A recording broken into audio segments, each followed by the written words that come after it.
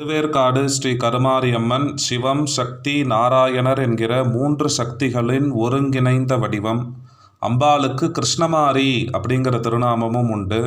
மாரி அப்படின்னா மழைன்னு அர்த்தம். மழை போல கருணையை வழங்கக்கூடியவள் அப்படிங்கிறதுனால அவள் மாரி.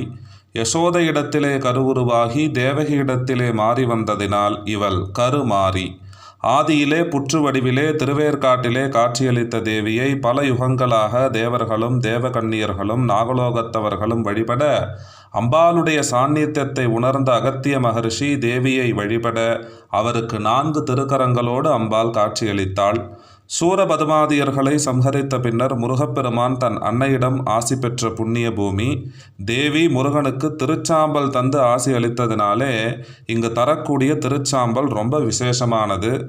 ஒரு தாய் குழந்தையை பெற்றெடுத்த பிறகு செவிலித்தாய் அக்குழந்தையின் பிணிகளை நீக்க தகுந்த உணவூட்டி சுத்தம் செய்து வளர்ப்பது போல மானிடர்களை காக்கிறாள் மாரி என்கிறது சீதளாஷ்டகம்.